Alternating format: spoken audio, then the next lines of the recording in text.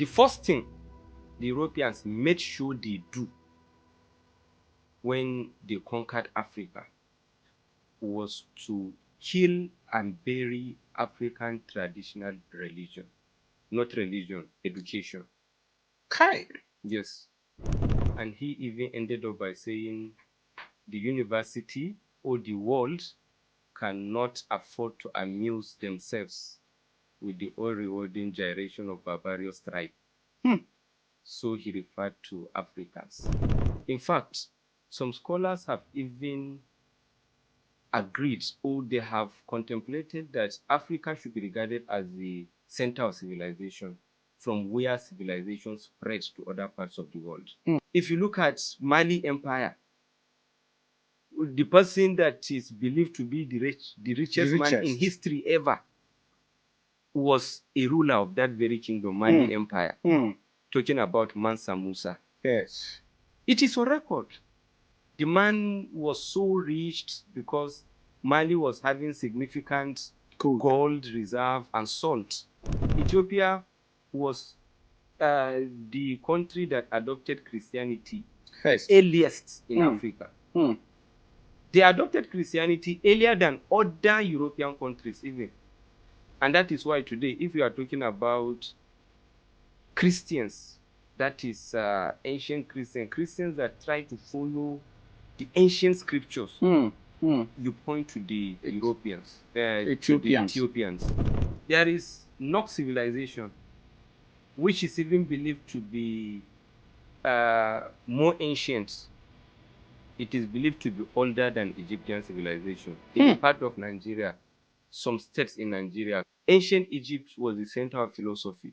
Unlike what we believe today that ancient Greece was where philosophy started from. It is said that until a lion learns to tell his story, stories will always glorify the hunter. Yes. So we have allowed the Europeans to be given our own history for us, where the Europeans united. They left a seed, they sow a seed of future separatism. All right, it is me again. Good afternoon, good evening, and good morning whenever you're watching this video. It's me, KAA, the host of KaaTruths Podcast. And today we're going to be talking about the history of Africa, both pre-colonial, colonial, and post-colonial Africa. What Africa was like, what it became, and what we hope it will be in the future. And I have one of the most brilliant, easygoing, humble lecturers I've ever met in this life. His name is Ismail Hussein Mshilia. I don't know if I got that correctly. So he's a lecturer in the University of Abuja, and we're honored to have you today, sir. Thank you very much. Thank you. Thank you for coming. I feel too flattered. But thank you. No, you shouldn't be flattered, sir. I mean, the first time I met you was listening to you, how you flowed fluently. It was as if you have the history of the entire Africa in your head, and I felt it would be very wise to have you in our studio. And history is one of the subjects I believe most schools, especially secondary schools, do not teach in this part of the world. So most of us in this part of the world do not even know what we were and what we became pre and post-colonial, post-colonialism. So having you today, it's an honor, and we hope that you're going to be able to give us insight, explain some of these things to us in a way that we will be able to be proud of what we have, our heritage, and all of that. Before we go deeper into all of these things, the first thing, I mean, this is going to be just like an interaction, even though you're the one who is going to be doing most of the talking. I want us to, I've heard so many people who say that Africa was in total darkness. Africa had nothing. Africans were not even worthy of being referred to as human beings before colonization. And one of the people, I think his name is Hoff Trevor Roper. Don't know if I got that correctly. In his 1963 lecture at the University of Sussex, said, and I quote, "Perhaps in the future there will be some African history to teach, but at present there is none or very little. There is only the history of the Europeans in Africa. The rest is darkness, and darkness is not a subject for history." This was what someone, a lecturer, said about Africa. I think you are quoting Professor Hugh Trevor Roper. Yes. And I remember the quote vividly. He talked about Africa not having history before the coming of Europeans. And as far as he's concerned, before the coming of the Europeans, what was just in Africa was darkness. And he even ended up by saying the university or the world cannot afford to amuse themselves with the all-rewarding gyration of barbarous tribe. So he referred to Africans. Though he acknowledged that the continent was a picturesque corner of the globe, but he believed it was irrelevant because the Africans were just living in darkness. So this quote particularly, and the kind of mindset some people have had about Africa, which is in line with this kind of quote, is exactly why we should mandate history as a subject in all our schools. As far as I'm concerned, the history of Africa should be compulsory at basic education level, secondary education level, and tertiary education level. It should be made compulsory because we need to know who we are. We need to know where our continent came from, where it has been in its journey, where it is at the moment, and where it is going. Without we knowing where we had been, what happened along the way, we will not be able to know where most of the problems we are encountering at the moment are coming from.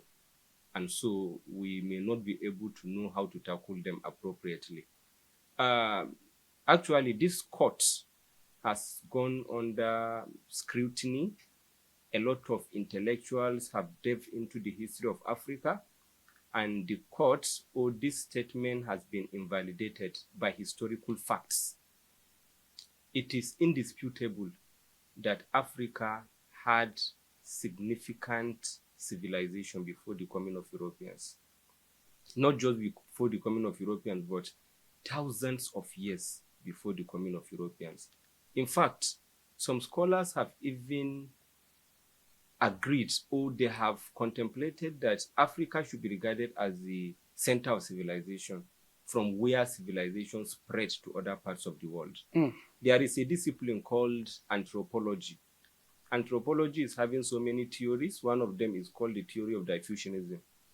Diffusionism is talking about the culture of a people spreading to other parts of the world to give them a lot of civilization and what have you. So the British School of Diffusionism in anthropology is saying that civilization spread from Africa to other parts of the world. Which particular part of Africa? Egypt, ancient Egypt. Why? Because the scholars under the diffusionism school of anthropology traveled to Africa. Like Elliot Smith, he came to Africa, he went to Egypt, he saw gargantuan civilization. He saw mind-boggling monuments, things that he couldn't ever imagine could be constructed thousands of years before the coming of Europeans to Africa. So he was so amazed, he was so carried away that in his analysis, he concluded that, look, civilization must have spread from Egypt to other parts of the world. So as far as he's concerned, as far as the British School of Diffusionism is concerned, civilization started from Egypt. And this Egypt is Africa. And this Egypt, we should not be thinking about the Egypt of today. If you are talking about the Egypt this person was referring to, he's actually referring to the Egypt of those days. It is called ancient Egypt. Ancient Egypt is significantly different from the Egypt of today. The people that are in the Egypt of today, they are mixed race, because at a time, Egypt was conquered by Islamic jihadists. By the Arabs? Yes, by the Arabs. That was in the 8th century, in the Common Era. They conquered Egypt. Islamic religion was established there, and that is why you can see that Egypt now is dominated by the Arabs. So if we are talking about ancient Egypt, we are not talking about the Egypt of today as you see it. Now, it wasn't only Egypt. Before the coming of Europeans, like I said earlier on, thousands of years, Africa had developed significant civilization, different parts of Africa. This ancient Egyptian civilization we are talking about, it flourished about 3,000 years before Common Era. That is 3,000 years in the ancient era. That was when Egyptian civilization flourished. And it flourished for hundreds of years. If you go to Egypt today, so many of the monuments are still standing today. Yeah. If you go to Egypt, you are going to see a lot of things that you can never imagine that thousands of years ago it was built. Yes, such things were put in place without the aid of machine, without the aid of all these elevators, all whatever we are having, with just manual labor. You are going to begin to wonder, these things, were they actually put in place by humans? There are some people today that, as far as they are concerned, some of the monuments that are found in Egypt today, they were built by aliens. Because they cannot come to terms with the reality of some people, some humans, being able to put in place such things that are still standing up to today. In today's world, you find out that some buildings are collapsing. Yeah. Some buildings that are put in place by modern engineers. Within a few years, yes, it collapses. They are collapsing. Those things were put in place thousands of years before Common Era. And it's still standing. Those things are still standing. The one we are very much familiar with is the pyramid. Yes. The pyramids are still there. There is not just one pyramid. There are so many pyramids. The pyramids are still there in Egypt. They have more than 1,000 pyramids standing. These pyramids were places where they keep their dead bodies of their royal fathers. They mummified the bodies. Yes, they mummified the bodies. You are giving me another point. This mummification, this act of embalming the dead bodies was another civilization that, if you think these people of thousands of years before Common Era were able to do it, you begin to wonder, why will anybody wake up one day and say that the people that lived in this part of the world were living in darkness? And it wasn't only Egypt. Apart from Egypt, there were so many other African civilizations that have thrived, that have flourished, independent of European influence. Because at that time, Africa had no contact with Europe whatsoever. It was just in the 15th century of the Common Era that Africa began to have contacts with the Europeans. This is well documented. Africa began to have contact with the Europeans in the 15th century with the Portuguese first. They started slave trade. From there, missionaries came to Africa. From there, colonialism. Though I'm yet to come to that. The question you asked is about pre-colonial. So before Africa established contact with Europeans, Africa was having a lot of civilizations at different parts of the continent. At that time, Africa was not regarded as one continent as we have it today, of course. But this very part of the world we call Africa today was having a lot of civilizations. At the same time, Egyptian civilization was thriving. Another civilization arose called the Kushite civilization. The Kushite? Yes, the Kushite civilization. It was the civilization of the Nubians. It is in modern-day Sudan. And that is why today, Sudan is the country that is having the most number of pyramids. They also built so many pyramids, although they are not as big as that of the Egyptians. But they also built a lot of pyramids. Most of them are still standing up to today. Over 2,000. There is no country in the world today There is no civilization that has up to 2,000 pyramids that are still standing. For thousands of years. For thousands of years before the coming of Europeans to Africa. If you go to Sudan today, you are going to see these historical monuments. They are still standing up to today. So if you see it, you still be asking yourself, why will somebody say Africa had no civilization before the coming of the Europeans? If you move away from the northern African region, because these two I made mention of were civilization in the northern Africa region. If you come to Eastern Africa, where we call Ethiopia today, and some parts of Eritrea, there was another very big civilization that thrived, called the Aksum civilization, the Aksum kingdom. It was a very gargantuan civilization also. They had a lot of monuments. So many of the cities, a few of the cities, not so many, a few of the cities are still standing in the modern day Ethiopia. If you go there, you are going to see the city of Harar. It is there. You are going to see so many historical monuments, some of which are churches, because Ethiopia was the country that adopted Christianity first, earliest in Africa. They adopted Christianity earlier than other European countries even.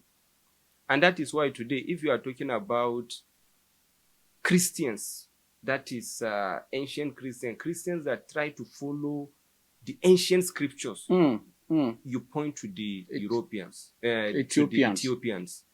They are having so many churches that had existed for thousands of years before the coming of Europeans. They didn't collect Christian religion from the Europeans. Because, I mean, Ethiopia was never colonialized. Yes, it was never colonized. They resisted colonialism. So if you have given me another angle to the discussion. If you are talking about Africa not having civilization before the coming of Europeans, now Ethiopia was not colonized. So how come are they civilized? How did they get their civilization? There was a brief occupation of Ethiopia by Italians. They had been in war for like 6 months, but they were able to drive the Italians away, so they resisted colonialism. They were not colonized. There is the city of Gao. It is still standing today. If you go there, you are going to see a lot of monuments that have existed for thousands of years. They are still standing. If I'm talking about these monuments, like the pyramids we are talking about, you can only imagine it by seeing it, because your brain cannot imagine how big it is for you. It is thousands of feet tall, if you are talking about the height. So it was put in place using stones. Yeah. Each of the stones is weighing thousands of kilograms. So how we are humans able to put all these things together, one on top of another, to come up with such historical monument that is still standing for thousands of years? If you go there, you see it, you are going to wonder, the people that did this deserve to be celebrated forever. And somebody should not just wake up and say, these people or the people that lived here had no civilization. If you move away from Eastern Africa, you come to the Western Africa of today. There were other civilizations that also flourished. If you look at Mali Empire, the person that is believed to be the richest man in history ever was a ruler of that very kingdom, Mali Empire. Talking about Mansa Musa. Yes. It is on record. The man was so rich because Mali was having significant gold reserve and salt. They were essential commodities at that time. So the man acquired wealth, and the man prioritized learning. So if you go to Mali, even today, go to Mali, go to cities like Timbuktu in Mali, you are going to see mud structures that were put in place some years before the coming of the Europeans. The civilization of Mali flourished around 8th century of the Common Era down to 12th century of the Common Era. They had university. That was hundreds of years before the coming of Europeans to the continent. So they even had, they were already universities. Yes, they were in having Africa. university. Timbuktu was a center of learning because Mansa Musa or Mali Empire entirely, they prioritized learning and they had embraced Islamic religion at that time. So they embraced learning of Arabic, Islamic religion and whatever. They had a university. It is still standing today in Mali. So apart from that, we had the Ghana Empire. That was even before the rise of Mali Empire. There was the Kingdom of Zimbabwe, in where we call Zimbabwe today. Yes. That is called the Great Zimbabwe. And the Zulus. Yes, there was Zulu Empire. That is, you are now going to the Southern Africa. Still in Western Africa, you have the Benin Empire in Nigeria. You have the Songhai Empire, which was in the part we call Mali, Senegal, Gambia of today, some part of Niger. All these civilizations flourished hundreds of years before the coming of Europeans. And this was in the era where someone claimed that Africa was in darkness. Yes. And then let's talk about the system of writing. Was there anything like the system of writing before the coming of the Europeans? Of course there was. It is on record. It is already in Egypt. If you go there, you see hieroglyphics. It was a system of communication, system of writing. It was there. It is indisputable. Nobody is disputing it. Even the Europeans are not saying it wasn't there. They believe because it is a historical fact. Archaeologists have discovered all of these things. They are there. If you go there, you see them.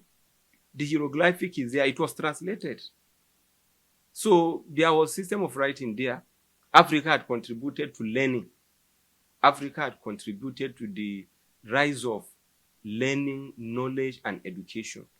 In fact, ancient Egypt was the center of philosophy. Unlike what we believe today that ancient Greece was where philosophy started from. Philosophy actually started from ancient Egypt. The Greek philosophers have learned from a philosopher in ancient Egypt. If I remember his name, I think his name is Imhotep. So they learned from that person. So the Greeks actually learned philosophy from the ancient Egyptians. Yes. They had a scholar, a philosopher, whom they contacted and they learned from. I'm talking about the likes of Aristotle, Socrates that we are glorifying today. So these people learned from the philosophers of ancient Egypt. Yes. So I really keep wondering why will some people say Africa was in darkness. We say knowledge is light. Now we have facts that there was knowledge in Africa. There was an organized system of writing. It wasn't just in Egypt. Even in Ethiopia, there was a system of writing. Even in a part of Nigeria, there was a system of writing. In that of Nigeria is in CBD of the Igbos. In CBD? Yes, in CBD. It was a pictorial method of communication. What happened was, when the Europeans came, they destroyed some of these things. So some of them, you cannot find the records today because they were destroyed. But they had been there. That of Egypt, it is still there. That of Ethiopia is still there. This is mind-blowing. I mean, most Africans think that, okay, Africa was in total darkness. Africa was made up of a bunch of monkeys, ignorant people who do not even have system of leadership, system of writing, no civilization at all. We were just barbarians. And then the Europeans came and opened our eyes, started teaching us how to write, how to do all of this. I mean, if you ask majority of people in Africa, that is what they will tell you. That is because we do not know our history. You know, if you do not tell your story, another person will tell it for you. And it is said that until a lion learns to tell his story, The hunter. Stories will always glorify the hunter. Yes. So we have allowed the Europeans to be given our own history for us. So they will never give you the history. Things like the man they say discovered River Niger. I mean, that is very annoying. That is one of the most vexatious knowledge we are giving to our children today. And they teach this in schools. Yes, they teach this in schools, and it is very, very vexatious. You keep wondering. So we are now saying that before Mungo Park came to the part we call Nigeria today, the people that lived there had never seen the river. The river was just there. The river was invisible. Yes, it was invisible to them until Mungo Park came. Then he navigated his way and he was able to discover it. As in, are we really thinking? But it is a pity that we are still telling our children that this thing had happened, that it was Mungo Park that discovered the River Niger. And they sing it and dance it in primary and secondary schools. We say, Mary Sleso, stop the killing of twins. You know, the effect of this is we are subjecting our children to this feeling and belief of the inferiority of the African race. Indirectly, that is what we are doing. By the time we tell our children that, look, Mungo Park, a European, discovered River Niger, then we are indirectly telling them that their forefathers were actually living in darkness. In such a darkness that they couldn't navigate their way to discover a river within their own region. No, somebody had to come from thousands of kilometers away from the region to come and discover the river. Maybe they were even living inside holes. Yes. So they used to crawl out and crawl back in. Yes, that is indirectly what we are telling our children. If you are telling them that someone stopped the killing of twins in Nigeria, we are indirectly telling them that we are actually barbaric, we are uncivilized, and we are not even humans enough to know that twins should not be killed. We are actually very barbaric. So someone from outside had to come and stop it. What might does such a person have? How was she able to stop it? I don't single-handedly know. I don't know. It is just the phrase that is flying. Mary Sleso stopped the killing of twins. How was it done? How was the situation? Nobody is ever saying it.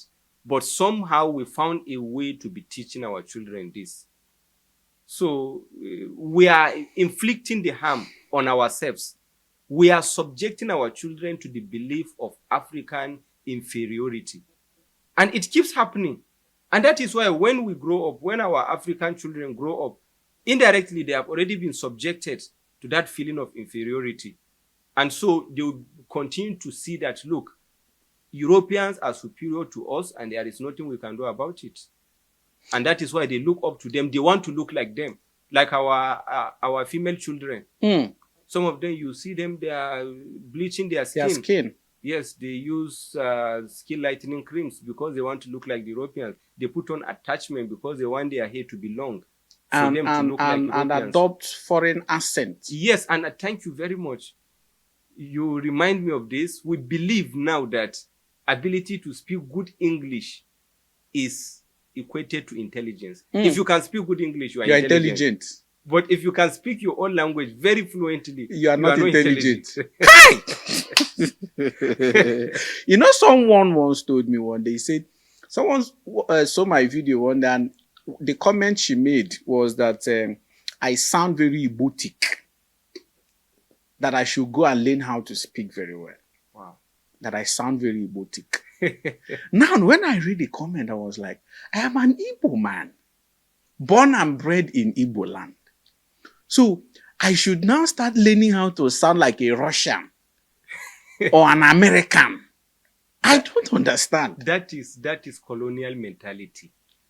And the very aspect of it that is very disturbing is the fact that most of our so-called enlightened youth have this mentality. If it were just a few of us that are having it, well, we'll say it is less disturbing. But if I'm to give a rough percentage, I can tell you that 75 to 80% of our enlightened people, or so-called enlightened, Have this because I don't mentality think you are enlightened if you are still thinking that way. someone should learn to speak English like a European. Someone should take his accent out because it is somehow tarnishing, or it is tampering with his ability to portray himself as a civilized person. I think such a person is not enlightened. Such a person is still battling with inferiority complex. You know, today I went to Chicken Republic to eat. And when they served me jollof rice and chicken and gave me what they asked me to use to eat the food, when I opened it, it was fork and a knife. So I went back to the counter and I requested for a spoon. I said, give me a spoon. They said they don't have spoon. I said, you mean everyone that comes here must definitely eat with fork? I don't feel comfortable eating with fork. I need spoon. I am an African man. This eating with fork and knife, it doesn't make me feel comfortable. I don't enjoy my food with it. They said that that is the one they have. I was surprised. And these are also part of the foreign culture we've adopted. Yes. You remind me of when I went to a ceremony and we were served food. So I chose to eat African food. I chose to eat akpu. When it was served, there was spoon. But if I'm to eat such food, I don't use spoon. I use my hands. Yes. So I requested water to wash my hands. And they were like, what do you want to do with water? There is spoon. I said, look. You should use spoon and be eating apple. Yes, I said, no, I cannot use this. I need to use my hand. And my friend was telling me, please don't embarrass us. Kai. So that is the kind of what you are talking about now. That is the most heartbreaking part of it. Yes, that I should. So they now see it as embarrassment. Yes, as embarrassment, eating food with your hands. Anyway, let's talk about how Africa was colonized. How was it possible for a vast continent like Africa to be colonized by? Because I mean, Africans are more than the Europeans. What was the process? How was the plan made? How was Africa shared, balkanized, and the Portuguese have their own, the French have their own, the Euro-Americans, even the Germans before the World War? How was all these things put together? Okay, I will start by saying Africa is still being colonized in a way. Because your question is, how was it colonized? And that gives the impression that Africa is no longer being colonized. Well, in a way, that is how we are made to believe that now Africa is not being colonized because we have been given independence, Europeans have gone. But in reality, Africa is being colonized up to today. But we call that neo-colonialism. So we are not talking about that now. The actual occupation of Africa by the Europeans started sometime in the 15th century, and it started with slavery.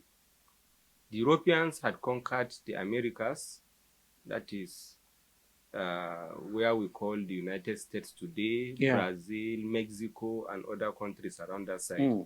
They had conquered the place. They were able to establish plantations, sugar plantations, and what have you. So the indigenous Americans were being enslaved by the Europeans. Now they needed human labor because the Native Americans were dying of disease, strange disease. So they needed human labor. And Portuguese have already established contact with Africa. So they now felt the people of Africa could withstand that kind of harsh climate because Africa region was and is still hotter than the other side of the world. So that was how they decided to start coming to Africa to get slaves, transport them to the European or American continent, enslave them, and enrich their plantations. So that was actually how colonialism started. In this process of slavery, over 17 million of Africans were transported to the European and American continent. Over 17 million. because it was something that existed for about 400 years Yes. until it was declared illegal in 1863, if I'm not mistaken. So that was the actual beginning of colonialism. But you can see at that time, the Europeans did not come to Africa to fight the Africans and to settle in Africa. They were only coming to deprive Africans of their human resources.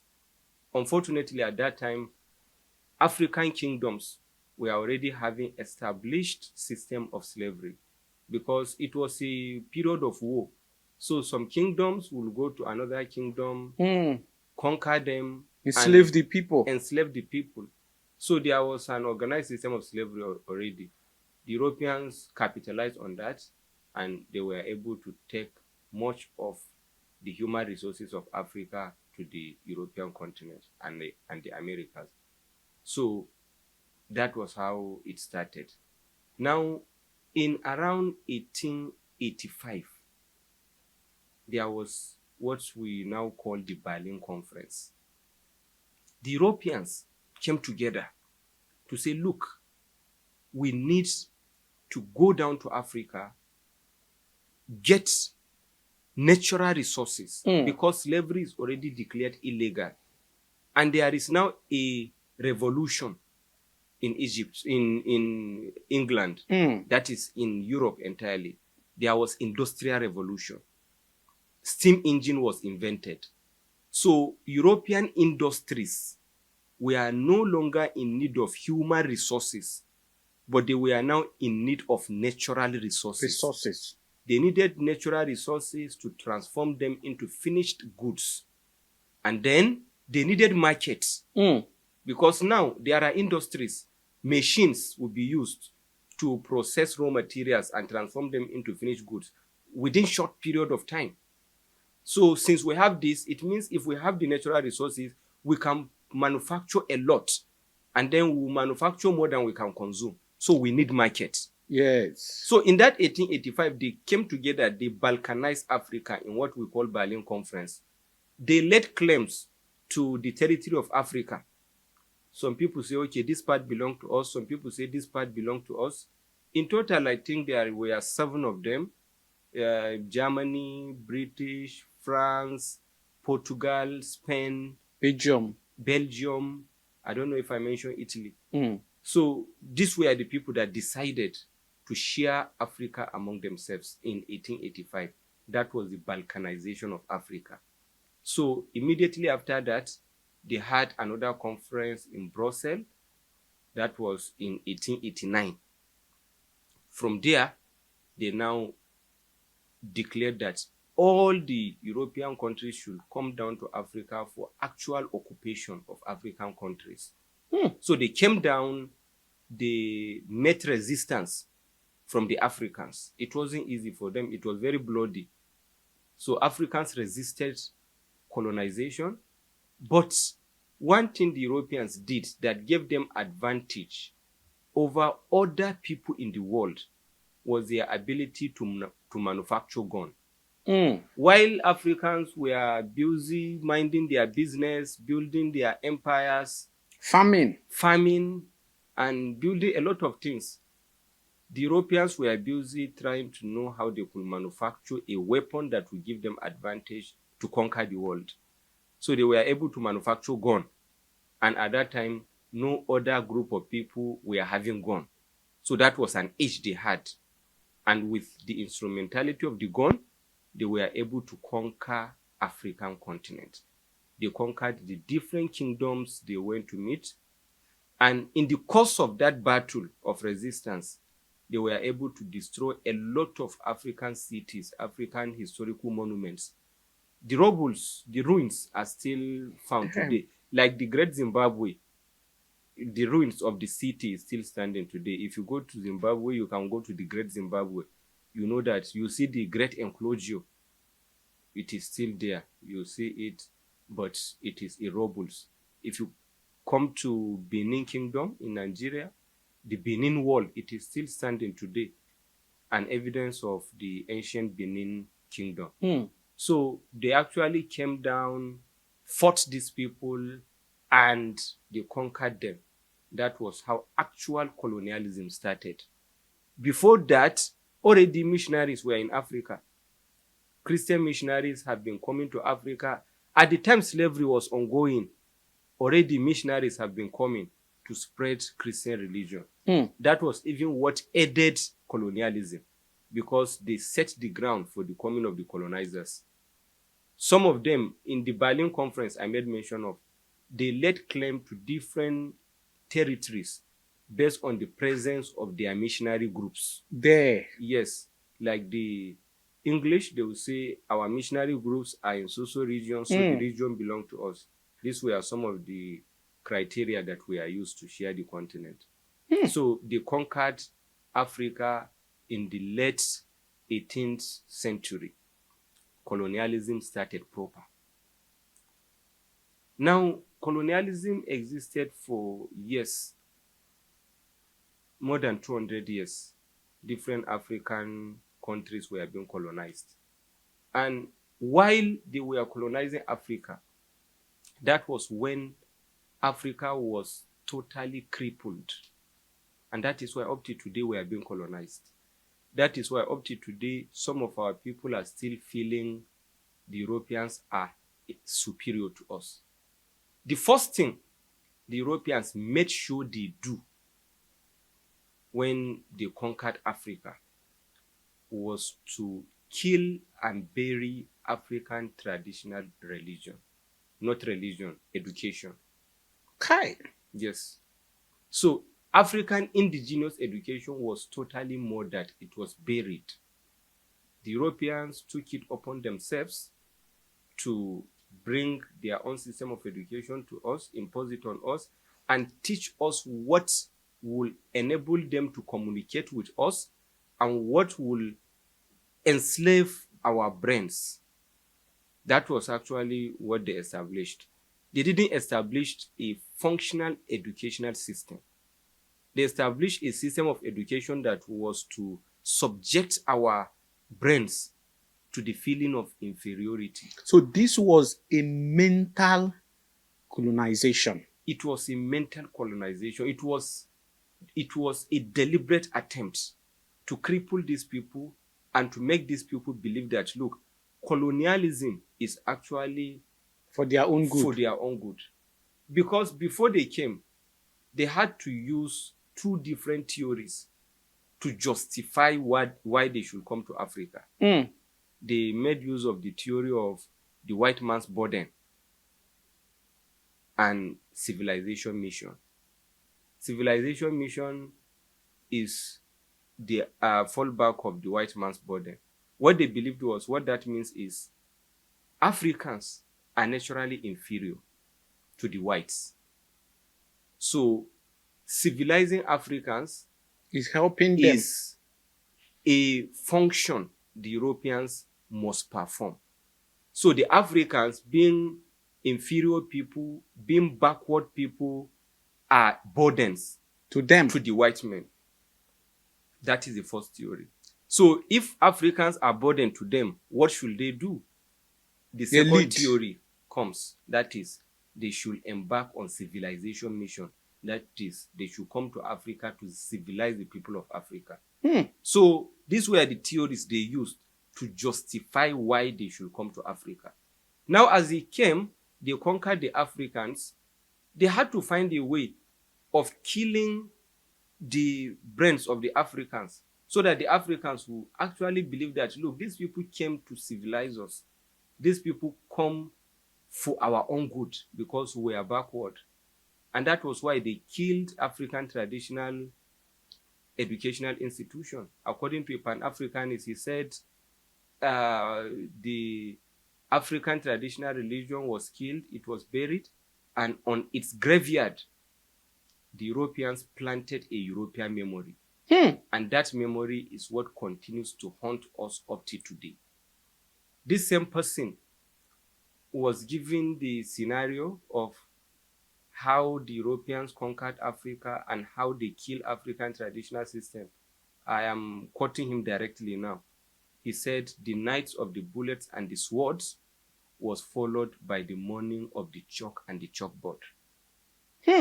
The physical violence Which is of the the sword and battlefield, bullets. yes, the physical violence of the battlefield was followed by the psychological violence of the classroom. This is Ndlovu Gatsheni, a foremost Pan-Africanist speaking. So that was actually what they did. This is the summary of what they did. They conquered using the instrumentality of the gun. Now they followed that immediately with the chalk And the blackboard. and the blackboard. What happened with the gun was a physical violence. What was now happening in the classroom was psychological violence. one. It is in the course of this psychological violence that they were teaching Africans that, look, English is the best language. Your ability to speak it makes you an intelligent person. Because at that time, they were not teaching African science. They were teaching Africans just how to read and write. But does that not mean, is it not, because I mean, thinking about it logically, one would see that the reason why they were teaching Africans how to speak English was actually to be able to communicate with them. To communicate with them and to spread the English language. To spread the English language Because communication will enable their business in Africa, the success of their business in Africa. Not business. They didn't have... Okay, I don't know in which sense you mean. You can mean business of wickedness. Okay. Because unlike their system of colonialism, unlike their system in the Americas, they did not come to establish industries and settle in Africa. What they came to do, remember I had made mention of their industries in Europe. What they came to do in Africa was to come down, conquer the people, and then take the natural resources of Africa down to Europe to feed their industries, manufacture goods, and transport it back to Africans to sell to the Africans. According to a development scholar, he said the Europeans were producing things for the Africans. They were giving Africans what they could not produce. And then they were selling their own market to the Africans. They will get the resources of the Africans, take it to Europe, refine it, and then they will bring it back to Africa to sell it to the Africans at exorbitant price. So, and the funny thing is that they used Africans as slaves to take these resources, and Africans were also in their countries to help them refine these things and then export it back to the same Africans and sell it to them. So they established market. They made Africa a market and a home for their resources. That is a home or source of raw materials for European industries and market for European goods. That was how they rendered Africa to be. Do you think this is part of the new colonization you were talking about? Because I mean, today, it seems that Africa is still that way. We don't produce anything. Almost everything we have we import from the Europeans, even though we have the raw materials here in Africa. Yes, it is a continuation of that. Though what happened then was just, they were just taking it, not buying it from us. They were just taking it because it was like Africa was their colony. So they had right over the resources of the Africans at that time. They were just taking it. If you go to most of our, those old railways that were constructed by them, which some Africans will show you that these are achievements of colonizers or achievements of colonialism. They didn't construct all these railways for us. They constructed it to enable them take the raw materials to the sea and transport it to Europe. That's why all the railways, all the old railways, follow it. You see that it ended up in front of water. Yes, all of them just follow it as far as it was built in the pre-colonial in the colonial era, you find out that it's ended up somewhere in front of water. So at that time, they were just taking the resources because it belonged to them. They felt even the people of Africa belonged to them. The case of France was more pronounced because the French wanted to take away Africanness from the Africans. That was why they tried to implement the policy of assimilation. They wanted to swallow the Africans to just make them French now. So they felt even the language of the Africans should die down. Africans should just be speaking French. Africans should not be putting on their kind of attires. Africans should discard everything traditional. They should embrace everything French. Why? Because they felt the Africans were their commodities. So if this is my commodity, then it should look like me. That was how they regarded African continent. They were actually arrogant racially, talking about the French. Somebody was saying that the French were famous for racial arrogance, while the British were famous for cultural arrogance.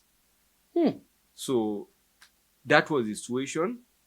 Even the British, yes, they regarded the Africans as their commodities, but they did not attempt to make Africans discard everything African.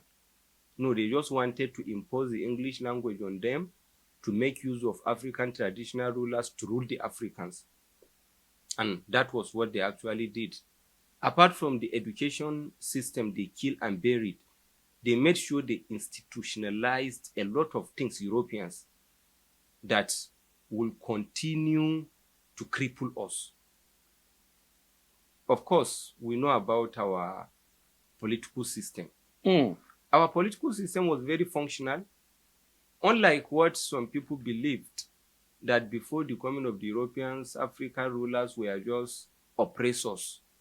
That wasn't the case. We had organized system of government in various kingdoms and empires. We had earlier on talked about Mansa Musa of Egypt. There was the pharaohs. Mansa Musa of Mali. Of Mali, sorry. I'm so used to Egypt. That is because I have seen some of these monuments I'm talking about. So I'm still in amazement as regards to our ancient Egyptian civilization. I wish I had lived in that time.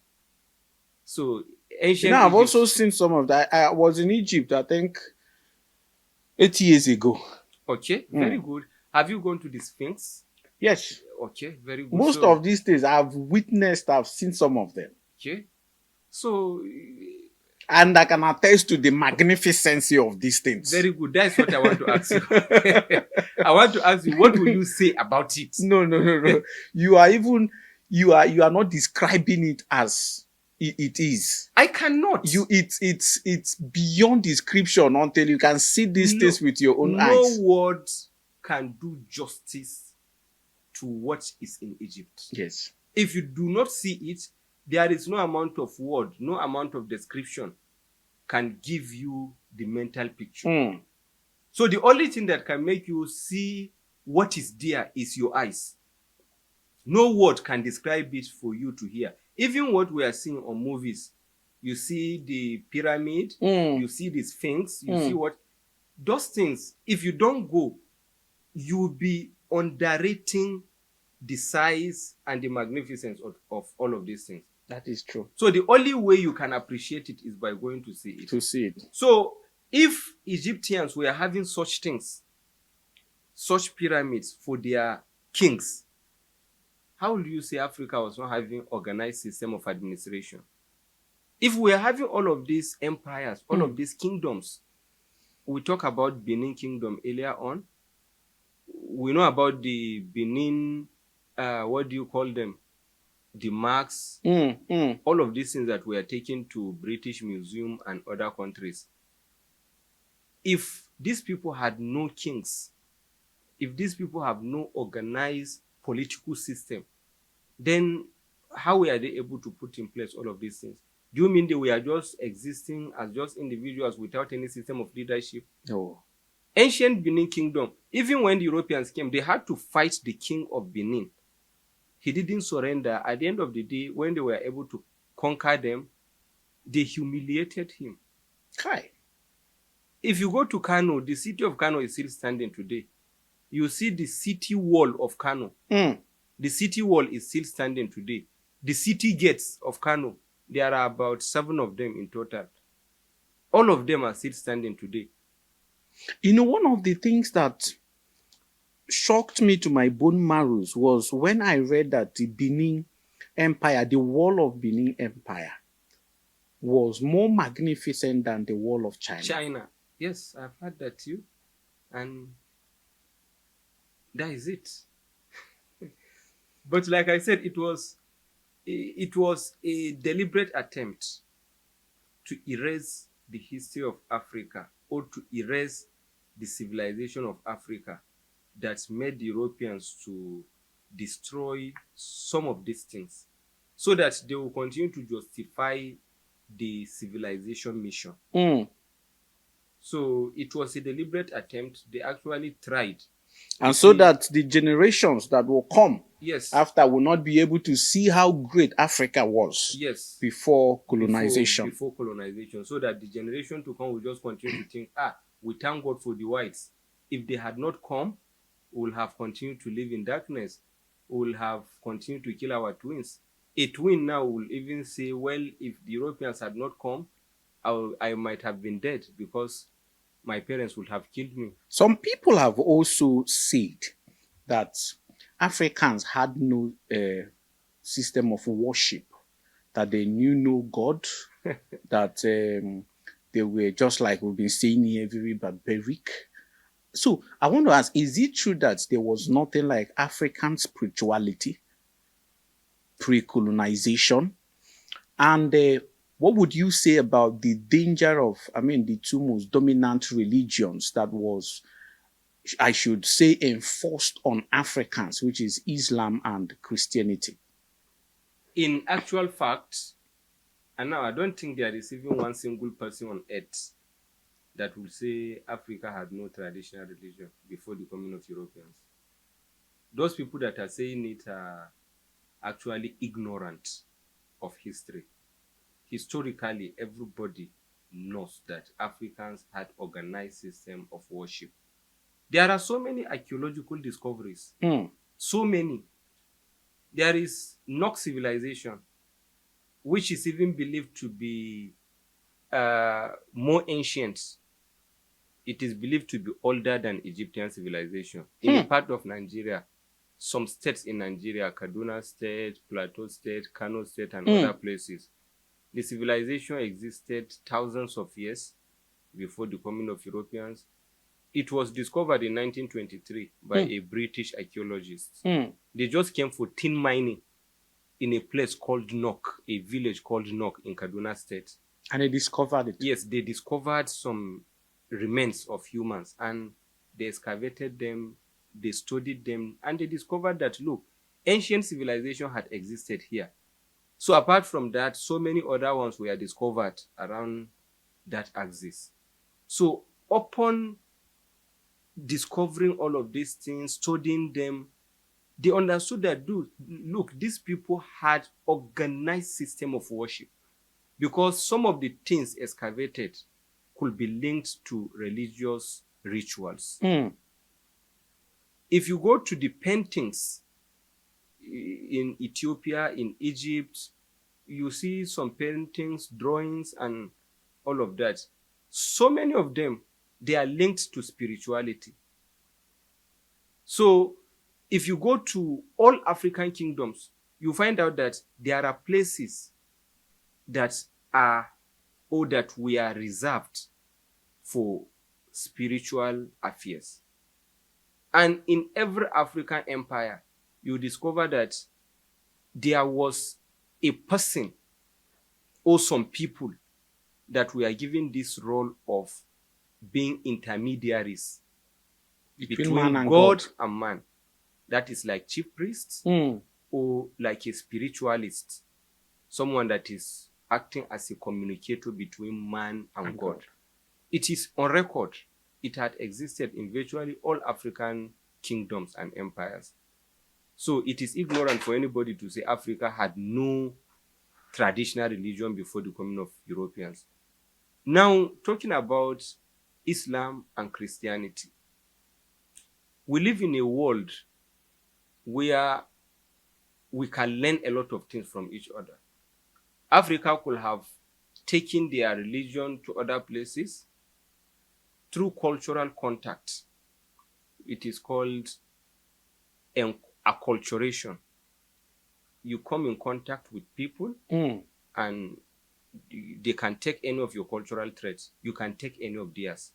So Africa could have taken their religion to any group of people. Any group of people could have brought their religion to Africa. Ordinarily, that should not be a problem. But the way and manner Islam and Christianity came to Africa is having a problem. Islam was imposed on some countries through conquest, although in some other parts of Africa it wasn't conquest, it was through trade that the Arabs brought Islam. Christianity was brought through missionary activities. They came, they settled down, and they preached the gospel to the Africans, and Africans embraced the religion, some of them reluctantly. Now, while the missionaries were propagating Christian religion, they were systematically laying the ground for colonialism. And so they were teaching Africans. They started the Western education system we are talking about. They started it. And what they were doing was to tell the Africans somehow that, look, the gods you are worshipping or your way of worship is evil. It is barbaric. So abandon it. And then they introduced a white Jesus. They introduced a religion that shows, look, this religion is made in Europe. Even the God is a European powerful God. Everything African is barbaric. Just leave it, embrace this, and you continue with it. So that way and manner has also made the coming of Christian religion into Africa not to be ideal for us. But now, the two religions have been well established. And I'm not talking about the rightness or wrongness of any religion. I'm a scientist. I may practice religion, no problem. But speaking from scientific point of view, we cannot say that any religion is right or anyone is wrong. So I'm not going to that angle about Christianity, about Islam, or about African traditional religion. But the way and manner we are practicing Islam and Christianity today, the both are being more problematic and acting more as agents of underdevelopment than agents of development to us. The reason for that is we are giving religions, but our education has been systematically destroyed. So we are now practicing religion while education is taken away from us. And that is why the two religions are now acting more as problems to us than as providing solutions. I'll give you examples, a few. We have more places of worship in Africa today than industries. Why? Because we are thinking for us to prosper, we need to pray more. Not we need to establish more industries. No, we think all we need to do to prosper and to solve most of our problems is let us pray. So we are having more churches than industries. We are having more mosques than industries in Africa today. In fact, Nigeria is having more churches than so many European countries put together. You count so many European countries together before you have the number of churches that are in Nigeria today. These are the people that brought the religion. But then you have erected more places of worship than them. In every street. While they are busy building industries. You can pray at home. We are not saying building a place of worship is wrong. But then don't invest all your energy in that. But that is what Africans are doing. So in that respect, the religions are being more dysfunctional to us than functional. Secondly, when it comes to our brotherhood, our relationship, these two religions, the way we practice them, I will not blame it on the religions, but on the way we practice them, we have become more divided than united. And this lack of unity is still holding us back. A people divided cannot progress. They will continue to fight. They will not look at their problem and find a way of common way of solving it. They will continue to fight themselves. They will continue to fight each other, and that is what we are doing. That is why in Africa today you see a lot of ethno-religious crises. If I'm to cite Nigeria as example, I'm more familiar with the happenings in Nigeria. You see that in the northern part of Nigeria, Plateau State, Kaduna State, Bauchi State, you find out that there were a lot of religious crises. Chaos. Muslims and Christians in 2001. Hundreds of lives were lost. And these are brothers. Yes, brothers, people that had lived together. But now today, they are fighting for different religions. There is no trust. There is no trust today. This person will feel it is an act of worship fighting the other person. So religion, or these two religions have beclouded our senses of reasoning today to the extent that we glorify the religions and we think some of our people are enemies to us. And we are even thinking of how to eliminate them. So the way we practice the religions has actually made us to be like this. I will give you a recent example. The killing of one Deborah Samuel that occurred in Sokoto State about 2 years ago. If you look at it, what made that case to be particularly different from other cases of mob killing, even in terms of religion, was the fact that this was carried out by students in a college of education, Shehu Shagari College of Education in Sokoto. These are teachers or teachers to be, because they were in a college of education, they were being trained to become teachers. So these should be people that are enlightened. But as much enlightened as they should be, the girl first, the late Deborah, had done something that she shouldn't have done. Because disparaging a religious figure should not be what an enlightened person should do. So she had crossed that boundary of thinking, look, since the religion is not mine, I can say anything about the other religion. Yes. So she had made that mistake of disparaging the personality of another religion. And then the other supposedly enlightened people, they now felt, look, the only way they could solve that problem was to kill her. And they ruthlessly and brutally set her ablaze.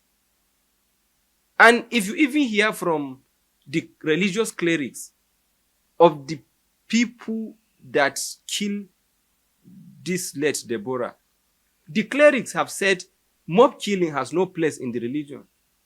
So why are those ones, those extremists, still doing it? Because we have no actual knowledge. That's what I'm talking about. We have no education, but we have religion. They have gone to College of Education, but like I said earlier, the education system we have been given is a colonized education system. There is a need for us to decolonize our education system. What we are teaching, they are not things that are meant to make us reasonable humans. So our religion, our education system is just being dysfunctional. It is not bringing out our senses of reasoning. And that is why even those people that have gone to that school, to that level, tertiary education level, could still behave that way. Yes, they could behave that way. They could think, look, the only way we can solve a problem of someone just speaking something is to set the person ablaze. And they did that. They were proud that they had served their religion. A religion that some people, the clerics of the same religion, are coming to tell you that, look, the act you have done has no place in the religion. So this is to tell you that, look, most of our people are practicing the religions without knowing how to practice the religion. They are practicing the religion at the expense of humanity. They prioritize the religion over humanity. They have no human feelings, human consideration, or whatsoever. So practicing religion without actual knowledge is very, very disastrous. And we are seeing that in Africa today. Let's talk about the balkanization of Africa. What I have heard you refer to as the artificial boundaries. Today, if you go to places like what's this country that has boundary with Lagos? Benin Republic. Benin Republic. If you go to places like Benin Republic, you see that there are people of Benin who speaks fluent Yoruba. Then you come to some state within the country, you see that there are some people who should have been with these people, but they are with these people, even though they speak the same language with the other people. Now, all of this balkanization, these artificial boundaries and all of that, what do you think is the effect of it? Do you think it is negative or positive? If it is negative, how has it affected the progress and caused disunity among Africans? This is a very, very important question, because the artificial boundaries, they are now acting as one of the major sources of conflict among African countries. Yes, the Europeans met different kingdoms and empires that were independent. They now merged some of them together and made them one country. They did that for administrative convenience.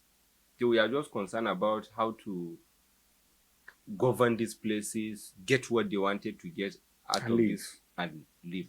So they merged most kingdoms and empires together, people that had no prior contact with each other, and then they divided others. They made others that were together with their kith and kin. They now separated them, and we now have a new map of Africa. If you see the map of Africa before colonialism, and you see the map of Africa after colonialism, you now think that these are two different continents, because you see different things altogether. Most of the countries in Africa today, they are just colonial creation. Like Nigeria of today. Nigeria was made up of so many kingdoms. We are very familiar with the old Oyo Empire. It was not having contact with, it was not the same with Sokoto Caliphate. But today they are in the same country. West Nigeria, Northern Nigeria. The Benin Kingdom, it was also separate. It was not in the same place with the Oyo Empire. There was the Kanem Borno Empire in northeastern part of the country today. So these people were existing independently as independent kingdoms. They were brought together. They were made one. And these people were having different cultures, different ways of life. Different ways of lives. Now you bring them together and you make them to coexist. Now, as it is, so many are fighting because they don't want to be together. Why? Because they were forced to be together. While others are fighting because they want to unite with their other people that were separated from them. As Ali Mazrui once said in one of his writings, a foremost Pan-Africanist still, he said, where the Europeans united,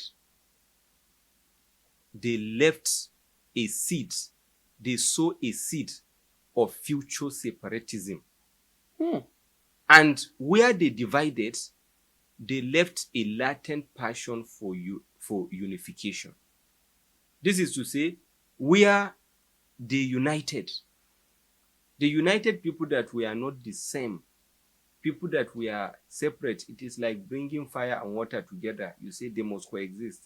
The passion to separate, the desire to separate will always be there. That seed of separation is already there. So that was what they did. And then you separated some people. You say this one is in this country, now this one is in this country. And these people were one. Now you left these people, you leave a passion for unification among them. And that is what we are encountering in Africa today. So many countries are having internal conflicts. Why? Because from beginning, these people were not supposed to be matched, but you match them. We start with Nigeria. We have so many internal conflicts in Nigeria. Broadly, Nigeria is divided into two. You have the northern region and you have the southern region. These two regions, they were existing separately, independently, and they were amalgamated in 1914. And even then, there was no much contact until the Nigeria Council was established, I think in 1921, after 1922, when the Clifford Constitution was brought to... introduced. Yes, so these people were now asked to be coming together to exist as one and to legislate for one country. Now, if you look at the tension in Nigeria and the perpetual conflict between the northern region and the southern region, then you will understand that, look, the Europeans have brought together two different people that up to today they are experiencing problems.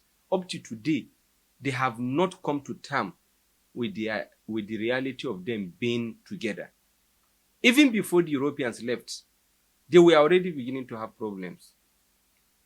There was, before the independence, there was a problem between the people of the southern region and the people of the northern region, because the northern region at that time were not ready for self-government. So there was a problem. The conflict started then. After independence, just few years after independence, there were problems. There were problems. And that made the political climate of the First Republic to be very bloody. There was a census in 1963, I think, or is it 1964? Between 1963 to 1964, there was census. That census brought a lot of problems between the northern region and the southern region, because the southern region felt the northern region had manipulated the figure. So you can see problems already. After the election, the 1964 election, there was problem. Unity government was formed between NPC and what do you call it? UNDP, not UNDP. They made the alliance to be Nigerian National Alliance, an alliance between NPC, the ruling party, and the other party of Nnamdi Azikiwe. But when the government was formed, there were still problems from the western part of the country. Action group, they were not okay with the government. They were not okay with the happening. So there was crisis. And that led to the first coup, military coup. Military felt, okay, we need to intervene. That was in 1963, 15th of January. They intervened. When they intervened, what happened? You could see that the coup plotters were from one part of the country, from the eastern part of the country, eastern region at that time. Now, they killed the politicians of the northern region and the politicians of midwestern region and the politicians of western region, but they spared the politicians of the eastern region. And the coup was seized from them. 6 months after, people from the northern region retaliated. They carried out another coup. After that, in the northern region, there was killings of people from the eastern region. So you can see all these problems, and that's led to the people of the eastern region feeling, okay, We don't want to be in this country. Let us separate. We don't want to be with the northern people. Let us separate. And that was what led to the declaration of the independent state of Biafra. And then the federal government said no. With the backing, yes, with the backing of the former colonial masters, there was war for 30 months before the secessionist agitation was subdued. So you can see there was already an agitation for separation, and it was bloody. It led to the loss of innocent lives. Hundreds of thousands of people were killed. So even after that, the country had never been united in such a way that you say these people are people that are strongly united. Up to today, we're having this secessionist agitation. But do you think secession, separation, and all of that is the solution to our problem? Do you think if the government wakes up tomorrow and say, okay, not go your separate way, east, you on your own, west, you on your own, do you think that will solve the problem? Hardly, because we have seen examples from other African countries. There are other African countries today that are in conflict, internal conflicts. There are some that have separated, but the separation has not solved the problems. The last country to gain independence in Africa today is South Sudan. Less than 20 years ago, I think, was it in 2009, 10 or thereabout, they seceded from Sudan. Now, when they were together, the people of South Sudan were united in their opposition against Sudan. The people of Sudan were united against South Sudan.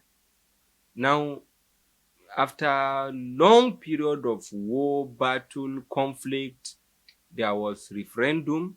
The people of South Sudan agreed to have their country, and they were given the country.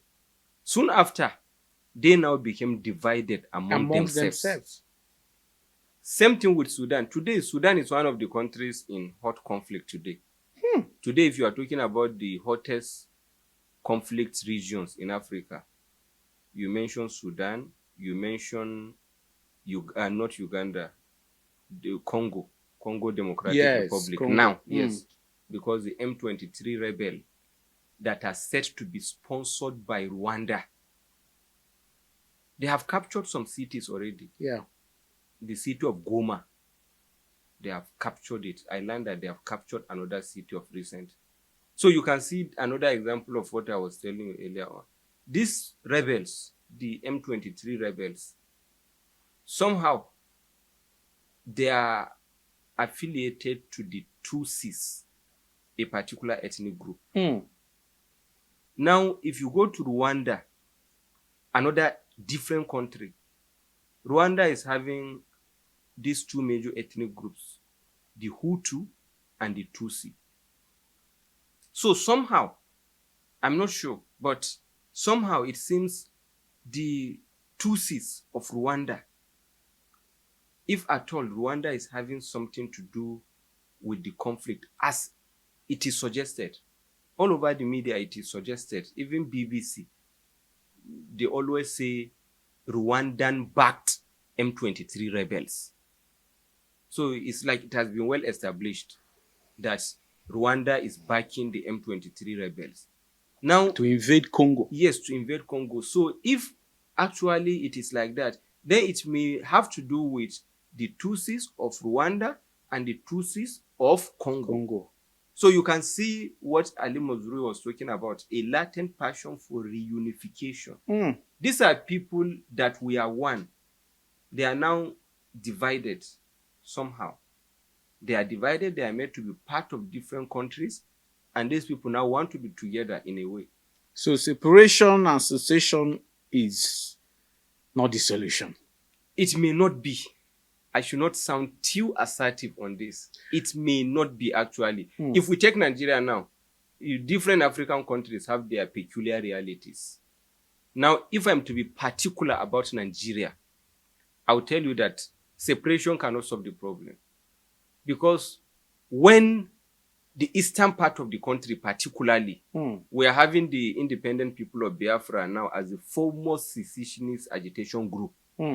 Now, if today the president wake up, or somehow the country wakes up and say, okay, independent people of Biafra, take your country, go.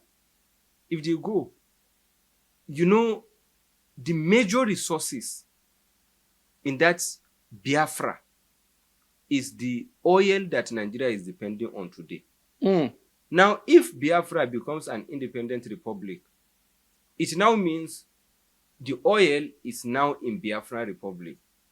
But you are aware that the oil well, or the wealth, most of it, significant portion of it, is located in a region where minority ethnic groups are. That is the Niger Delta. Niger Delta is having minority ethnic groups like the Isekiris, like the Urobos, Ijo, and whatever. So Biafra now will become a republic that is dominated by the Igbos. Igbos are going to be the majority ethnic group. And of course, there will be democratic government. If you have democracy, who is going to rule? The majority. So it means Igbo will now be the majority, they will be the one ruling.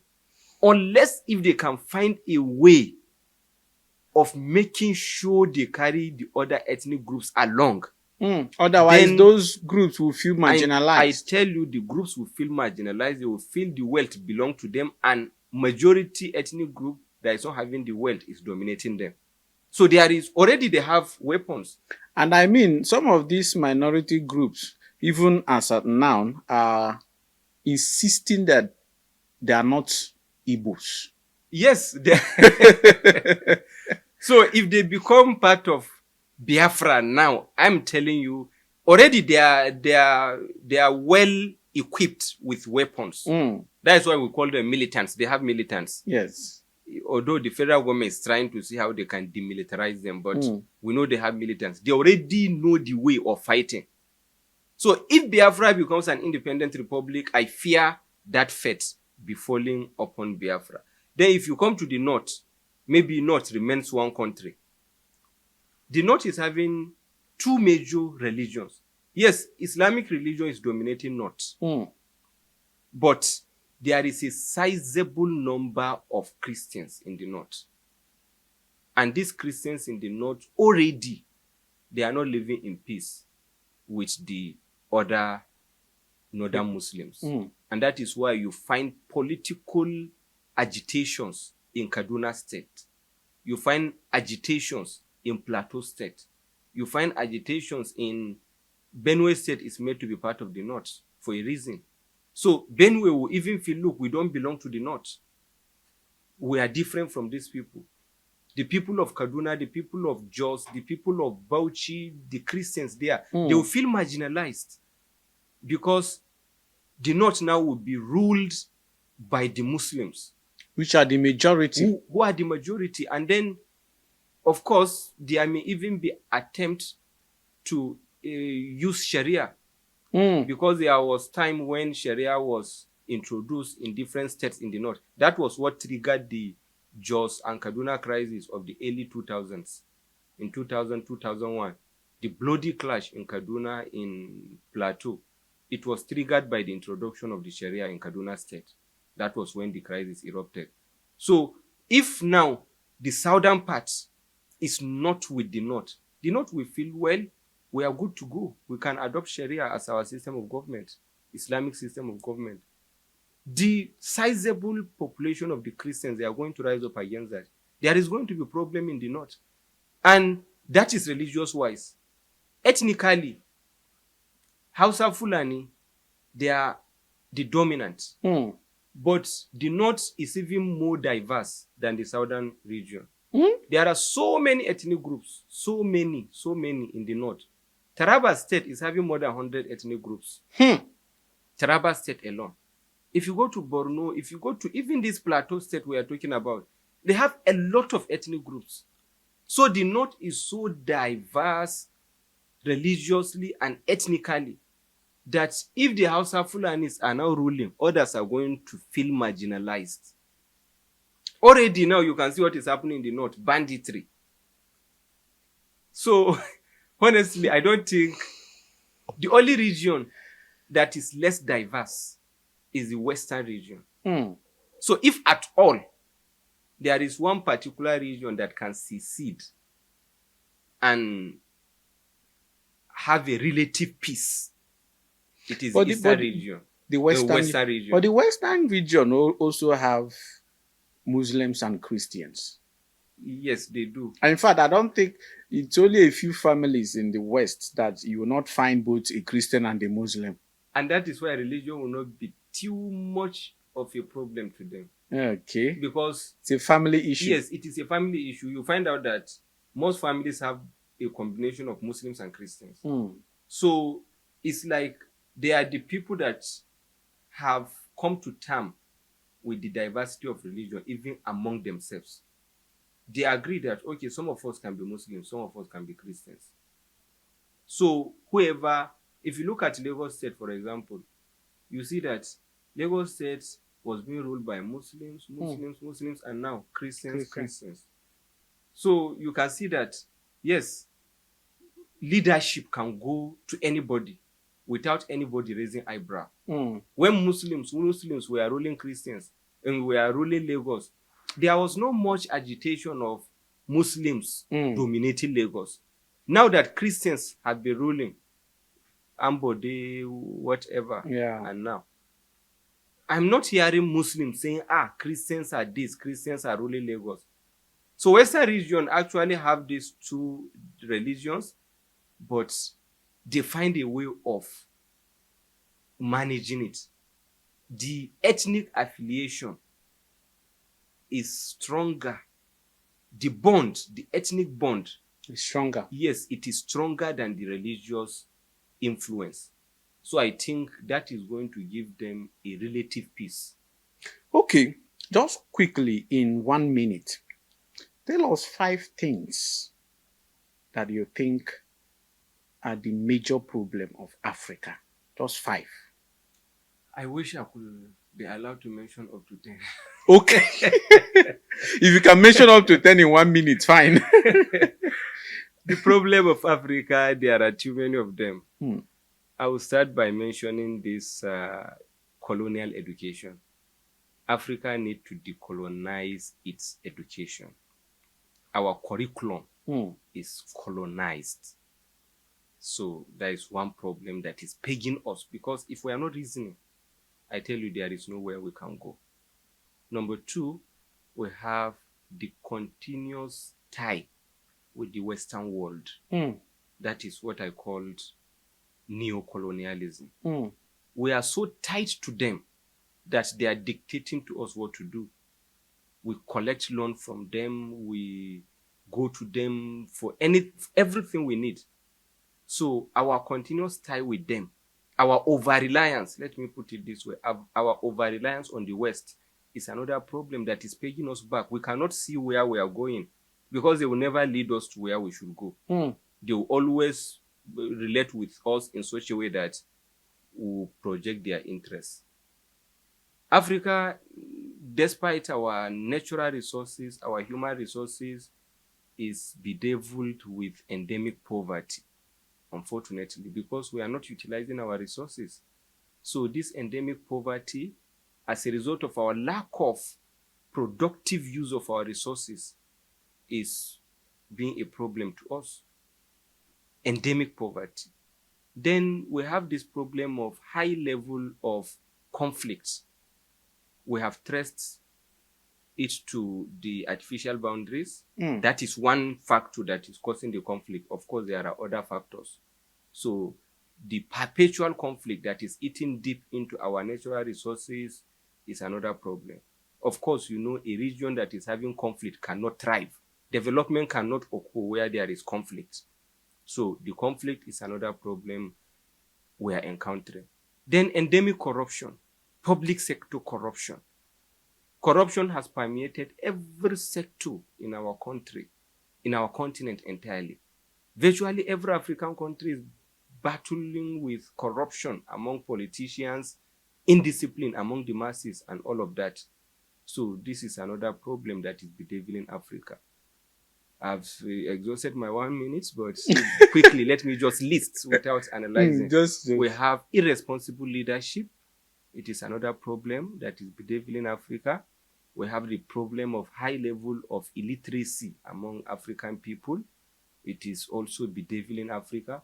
We have this problem of regionalism, religionism, and ethnicity, ethno-religious affiliation that are keeping us so divided. It is another problem that is bedeviling Africa. So thank you so much. I could go on and on, but thank you. I mean, I wish this is one of the most informative podcast videos we've had in this KaaTruths studio, and I wish a lot of people are going to take their time to watch this video. It's mind-reaching, and I also wish that our leaders are going to look into some of these things, especially our education. I want to say a very big thank you once again for taking out your time to give us this breakdown, this rich information. I appreciate you deeply from my heart. Thank you for coming, sir. Thank you. It is my pleasure.